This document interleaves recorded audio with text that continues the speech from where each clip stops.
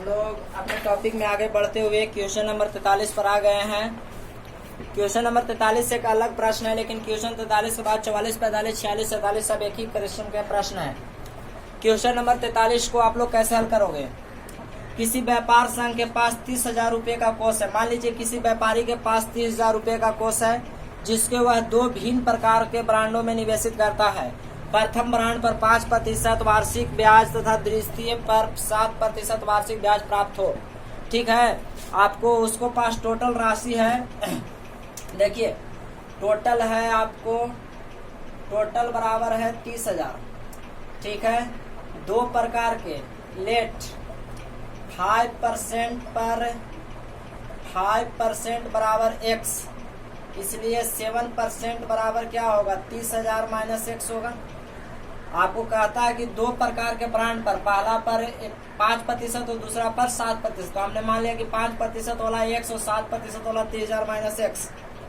तो अभी क्यों वार्षिक ब्याज प्राप्त करता है? अभियोग गुणनखंड के प्रयोग द्वारा निर्धारित कीजिए कि 30,000 रुपये कोष को दो प्रकार से निवेश करने के लिए किस प्रकार बांटे जिसमें व्यापार संघ को प्राप्त वार्षिक ब्याज हो।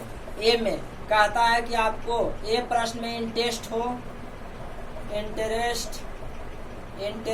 बराबर 1,800 रुपया। फिर दूसरा में भी सेम कंडीशन, केवल 1,800 जगह पर 2,000 कर देंगे, आपका आंसर आ जाएगा। तो आप लोग एगो सूत्र पढ़े होंगे 9, 10th में तो नहीं है, यह कंपटीशन में पढ़ने को मिलता है, या 7, 8 में जरूर है। सिंपल इंटरेस्ट साधारण ब्याज बराबर P गुने R गुने T, P गुने R गुने T बाई 100। तो देखिए कहता है कि एक व्यापारी के पास 30,000 रुपया था, वह 5% पर और 7% पर कितना रुपया लगाए कि उसका 1,800 रुपया का ब्याज प्राप्त हो। तो टोटल पर उसको 1,800 रुपया ब्याज कर रहा है।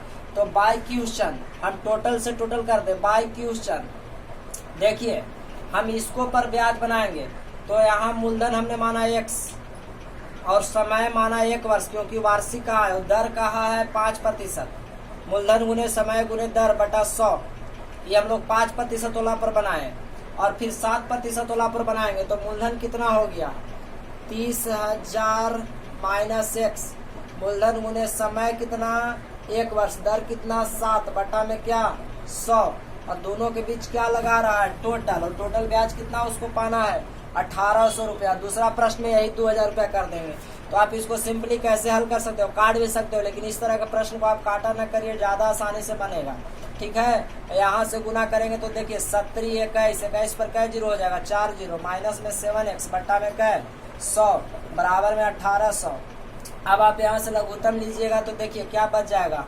आपको बचेगा 5x प्लस में 2,10,000 माइनस में 7x बराबर में 18 पर क्या जीरो हो जाएगा? 4 जीरो हो जाएगा। ठीक है, 2 जीरो और 2 जीरो और चला जाएगा, 2 4 जीरो हो जाएगा। ठीक है, तो यहाँ से बचा आपको देखिए इस 7 5 माइनस में 2x बचा, तो हम दूसरी ओर ले जाएंगे तो प्लस में 2x बचेगा, और इसको इधर ले आनेंगे तो कितना घट के बचेगा? 30,000।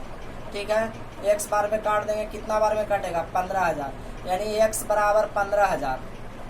तो आपको 5% वाला पर भी 15,000 लगाना होगा, और 7% वाला में घटा देंगे तो ये कितना आ जाएगा? 15,000। तो बोथ में आपको कितना लगाना होगा? बोथ बराबर 15,000। 5% पर भी 15,000 और 7% पर भी 15,000। यही फिर आप दूसरा प्रश्न कहता है कि 2,000 ब्याज प्राप्त करेगा, तो केवल यहाँ 2,000 रख दीजिएगा। तो 2,000 रख दीजिएगा। ठीक है, 2,000 रख दीजिएगा तो यहाँ 2 लाख हो जाएगा, तो 10,000 आएगा। तो x बराबर 5,000, यानी दूसरा प्रश्न में 5% पर लगाएगा 5,000 और 7% पर लगाएगा 25,000, और यही आपका आंसर हो जाएगा। तो क्वेश्चन नंबर यह आपको था, क्वेश्चन नंबर है 43 का यह प्रश्न है। क्वेश्चन नंबर कितना? 43। इसको हम लोग सिंपली हल कर सकते हैं। यह क्वेश्चन नंबर 43 का प्रश्न है, इसको आप सिंपली कैसे हल कर सकते हैं से समझ लीजिए। ठीक है, साधारण ब्याज का सूत्र होता है P गुने R गुने T। अब देखिए क्वेश्चन नंबर 44 से लेकर 47 तक के सेम कंडीशन के प्रश्न हैं। अगर आप लोग इसको बनाना चाहते हैं तो पहले किताब अपने आप से समझ करके सामने देखिए। कहता है प्रश्न पर बहुत ध्यान से देखिए। कहता है कि एक दुकान में स्टॉक में 20 दर्जन कमीज, 20 दर्जन कमीज, 1 दर्जन बराबर 20 वस्तु, 15 दर्जन पैजामा, 15 दर्जन पैजामा और 25 जोड़ा मोजा है। इनका विक्रय मूल्य 50 रुपया, 90 रुपया और 12 रुपया है। तो कितना ब्याज प्राप्त करेगा? तो आप खुद सोचिए कि किसी के पास जो है, किसी व्यक्ति के पास question number 44, question number 44, question number 44 कहता है कि 25 दर्जन है, 20 दर्जन कमीज, 15 दर्जन पैजामा। तो देखिए, दर्जन कहने का मतलब है डोजन, डोजन बराबर 12 पीस। कितना? 12 पीस होता है। एक दर्जन कहने का मतलब 12 पीस। तो 12 पीस अगर होता है, एक दर्जन बराबर कितना? 12 पीस। तो उसके पास 20 दर्जन कमीज, 60 बराबर कितना है? 60, SHIRT, 60 बराबर 20 दर्जन, 20 डोजन है। तो आपको हो जाएगा, इसलिए 20 गुने कितना? 12। तो 20 गुने 12, 12 दुना के 24, 240 पीस है 60, 240 पीस 60। और आपको पायजामा, आपको ट्राउजर्स कितना दिया है? ट्राउजर्स बराबर है 15 डोजन, डोजन का मतलब दर्जन, इसलिए फिर 12 से क्या करेंगे? गुना, क्योंकि एक दर्जन में 12, तो 15 गुने 12 बराबर में कितना? 180 पीस। आपको दिया है मोजा, मोजा को हम लोग शॉक कहेंगे, सॉक्स, सॉक्स बराबर 25 जोड़ा है। ये 25 जोड़ा है, ये नहीं कि दर्जन में है। और मोजा हमेशा जोड़ा में ही बिकता है। अब सोचिए, एक शर्ट का कीमत, आगे कहता है एक शर्ट का कीमत 50 रुपया। चूंकि shirt price, SHIRT, shirt price आपको कितना दिया है? 50 रुपया। तो 50, एक वो शर्ट के 50 रुपया, तो 240 शर्ट के, इसलिए आपको हो जाएगा 240 गुने 50। ठीक है, 24 पचे 120, 2 जीरो और बैठा दीजिए। आपको ट्राउजर पर आएंगे तो ट्राउजर का, ट्राउजर्स TROUSERS, ट्राउजर्स प्राइस आपको दिया है कितना? ट्राउजर प्राइस दिया है 90। तो 90 से कै गो? 180 गो, 180 गुने 90, इसलिए 98 62 से 162 पर कै जीरो? 2 जीरो।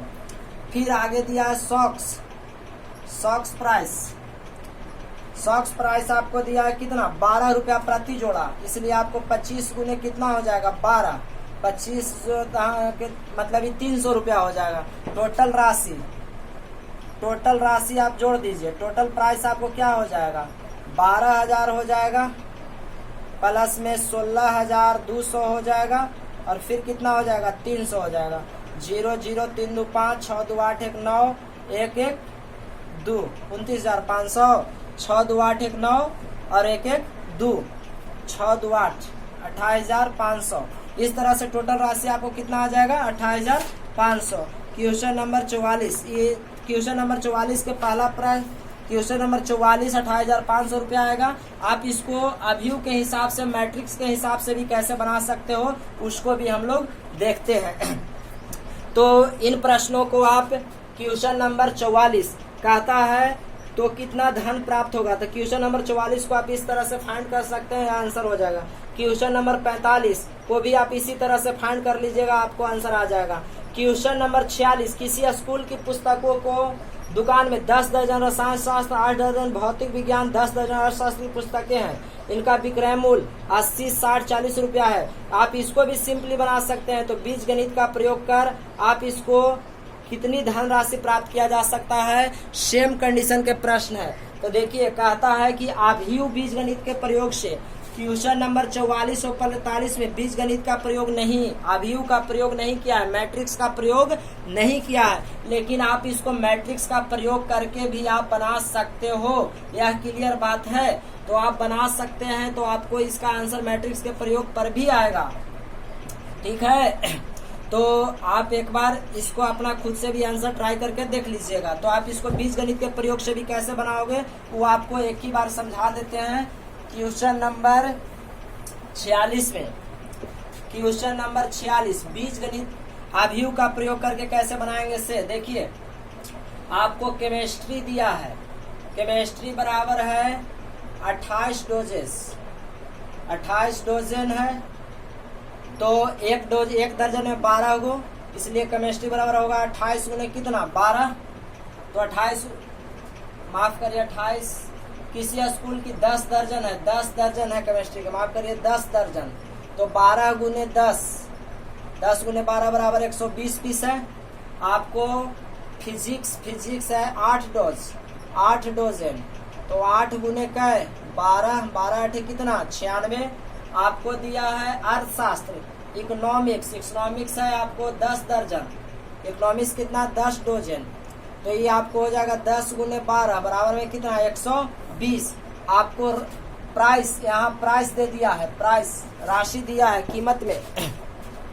आपको प्राइस क्या दिया है, केमिस्ट्री का कीमत दिया है 80 रुपया, 80 रुपया प्रति पुस्तक, इसका 40 रुपया प्रति पुस्तक, इसका 80 रुपया पुस्तक का 80, इसका 60 दिया है और इसका आपको 40 दिया है। तो आप ऐसे भी 120 से 80 में गुना, इसको से इसको में और इसको से इसको में गुना करके आप जोड़ के आंसर ला सकते हैं। लेकिन इसको मैट्रिक्स के हिसाब से कैसे बनाएंगे, क्वेश्चन नंबर 44, 45, 46 और 47 मैट्रिक्स के हिसाब से कैसे बनाएंगे इससे समझिए। यूज बाय मैट्रिक्स, मैट्रिक्स के हिसाब से ये कैसे बनेगा से देखिए। सर्वप्रथम यह किताब को एक आव्यूह बना लीजिए, एक रो में रख लीजिए सभी किताब को। देखिए आप चाहे तो यहाँ लिख सकते हैं केमिस्ट्री, फिजिक्स, इकोनॉमिक्स और ना ही भी आप लिख सकते हैं। तो इसको आप बनाइएगा तो डॉज में क्या गो है 120 गो है, 96 गो है, 120 गो है। अब इसको रेट से कीमत से गुना ना होगा तो इसको आप एक तो अलग मैट्रिक्स बना लीजिए। क्या 80, 60, 40 देख लीजिए। पुस्तक की संख्या को एक रो बना दीजिए, इसको कॉलम बना दीजिए, या इसको भी आप रो बना सकते हैं, इसको भी आप कॉलम बना सकते हैं, जो आपको इच्छा हो उससे। याद रखें एगो के आप पड़ी स्तंभ में रखिए, एगो के आप खड़ी स्तंभ में। किताब के संख्या को आप रो के रूप में रखें तो दाम को कॉलम में रखिए। अगर दाम को आप रो में रख रहे हैं तो किताब को संख्या को आप कॉलम में रखिए। अब इसको गुना कर दीजिए आप इस रो से इस कॉलम में। तो यह कितना रो है 1 गुने 3 का और यह 3 गुने 1 का। तो बनने वाला कितना होगा 1 गुने 1 का, मतलब एक ही में सब आ जाएगा। तो एक ही में सब आ जाएगा तो देखिए कैसे बनेगा। देखिए 100 यह रो यह कॉलम एक ही में 120 गुने का 80 प्लस 96 गुने का 60 प्लस 120 गुने का 40, तभी ना एक रो एक कॉलम बनेगा। तो इसको बनाइएगा तो 12 8 96, 96 पर क्या 0 2 0 और 6 6 36 हासिल 3 6 2 9 6 54 और 3 57 इतना। और इसको आप करिएगा तो 12 चौके 48 पर 2 0 6 6 36 6 हासिल 3 9 6 54 3 57। इसको आप जोड़ करके लिख दीजिए तो आपको 0 हो जाएगा पहला लाइन में, दूसरा लाइन में केवल 6 आएगा और तीसरा लाइन में आप करिएगा तो 8 और 7 15 15 और 6 21 8 और 7 15 15 6 21 हासिल 1 बचेगा 5 और 4 9 9 1 10 और 9 19 19,160 रुपया का यह पूरा किताब हो जाएगा। क्वेश्चन नंबर 46, क्वेश्चन नंबर 46 20,160 दे रहा है, ध्यान से देख लेते हैं एक बार। तो 0 0 2 0 होगा, तीसरका पर चलेंगे 6 का 6 रहेगा 8 8 7 15 15 6 21 हासिल 2 बच रहा है 20,160। इसका आंसर कितना 20,160 रुपया। तो इस रूल का प्रयोग कर क्वेश्चन नंबर 46 के आधार पर आप क्वेश्चन नंबर 44 और 45 भी बना सकते हैं। और यही क्यों, आप किसी भी प्रकार के आप जब भी किताब ढेर सारा खरीदिए और उसके दाम से गुना करिए तो ऐसे ही निकाला जाता है। तो आशा करते हैं आपको यह नियम जरूर समझ में आया होगा। किताब के संख्या को एक रो में और दाम को एक कॉलम में, फिर दोनों में गुना कर दीजिए, जोड़ दीजिए और वही आपका आंसर होगा। क्वेश्चन नंबर 46 का प्रश्न के बाद हम लोग क्वेश्चन नंबर 47 पर चलते हैं और बहुत सिंपली एक प्रश्न को हल करते हैं। तो अगर आप सीख गए तो खुद से क्वेश्चन नंबर 44 45 46 47 को खुद ही ट्राई करिए और अपना आंसर मिलाइए। क्वेश्चन नंबर 47 2 प्रश्न पर आधारित है। कहता है एक निर्माता 3 प्रकार की वस्तुएं XYZ का उत्पादन करता है जिन्हें वह 2 बाजार, देखिए 2 बाजार है। आपको पहला मार्केट जो है फर्स्ट मार्केट में दाम है आपको 10,000, 2,000 और 18,000, 10,000, 2,000 और 18,000। और दूसरा मार्केट में आपको है उत्पादन है यह 6,000, 20,000 और 8,000 यह उत्पादन दिया है, प्रोडक्ट। और जबकि अब पहला प्रश्न क्या कहता है, और यदि ए प्रश्न क्या कह रहा है, एक्स वाई जेड, यदि 2.5 रुपया, 1.5 रुपया, 1 रुपया। देखिए पहला मार्केट के 1 रुपया हो तो अभी बिजनेस के सहायता से ज्ञात करेंगे प्रत्येक बाजार से कुल राजस्व कितना प्राप्त होगा। देखिए दाम पहले कह रहा है कि अगर पहला प्राइस जो है, प्राइस 2.5 रुपया, ठीक, इतना रुपया और 1 रुपया हो, तो दोनों मार्केट में, ई मार्केट में कितना होगा, ई मार्केट में, तो मार्केट में उत्पादन इतना, वस्तु इतना और दाम इतना। तो पहला मार्केट में हम लोग अगर चले तो पहली बार अगर देखें 47 के पहला प्रश्न, इसको में ध्यान से देखिए, पहले प्रश्न के हिसाब से अगर करेंगे तो ई मार्केट में ई से गुना, पहला मार्केट, फर्स्ट मार्केट के हिसाब से क्या होगा, 10,000, 2,000, 18,000। अब इसको रो में आप रख लीजिए, 2.5 रुपया, 1.5 रुपया, 1 रुपया, ठीक है। अब यहाँ तो हम लोग इसको गुना कर लेंगे तो क्या होगा, 1,000 से 2.5 में हो जाएगा, यानी 25,000 रुपया ही हो जाएगा। अब आपको 2,000 से 1.5 में तो यह 3,000 रुपया हो जाएगा, और 18,000 से 1 में तो 18,000 रुपया हो जाएगा। यह रो और यह कॉलम था, 1 गुने 1 का बनेगा, तो फर्स्ट बाजार में आपको कितना आ जाएगा, 18 और 3 21 और 25 और 21 46,000 की कीमत ही होगा। ये पहला बाजार में इस वस्तु का कीमत कितना हो जाएगा, 46,000। सेकंड मार्केट में चलेंगे, सेकंड मार्केट में इसी तरह से आपको क्या है, सेकंड मार्केट में वस्तु का उत्पादन यहाँ कितना है, 6,000, आपको 20,000 और फिर आपको है 8,000, जबकि दाम अभी वही है, 2.5 रुपया, 1.5 रुपया और 1 रुपया, ठीक है। तो इसको भी बनाइएगा, गुना कर रहे हैं तो 6 दूना के 12 और 3 15,000 होगा, प्लस में 20 डेढ़े 30,000 होगा, और प्लस में 8,000 होगा। तो देखिए 30 और 15 45 और 8 कितना हो जाएगा, 53,000 हो जाएगा, 53,000 आ जाएगा ये रेट पर दूसरा वस्तु की दूसरा दुकान में। अब कह रहा है दूसरा प्रश्न, ए था, अब बी वाला प्रश्न कह रहा है, बी वाला, तो बी वाला प्रश्न आपको कह रहा है, बी वाला प्रश्न ध्यान दीजिए कि यदि रेट 2 रुपया, रेट अबर जो प्राइस है, बी के प्रश्न में प्राइस 2 रुपया, 1 रुपया, 2, 1 और 50 पैसा, ठीक है, 50 पैसा हो, 50 पैसा।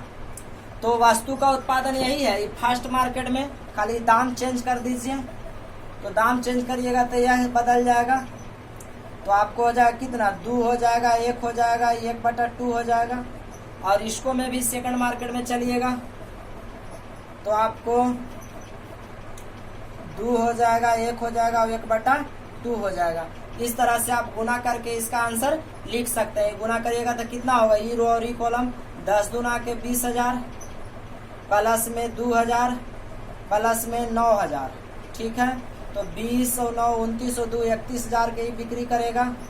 और ये दूसरा मार्केट के बेचेगा कितना होगा, 6 दूना के 12,000, प्लस में 20,000 और प्लस में 4,000, 20 और 16 36,000 के बिक्री करेगा। तो इस तरह से आपका यह चैप्टर कंप्लीट हो जाता है।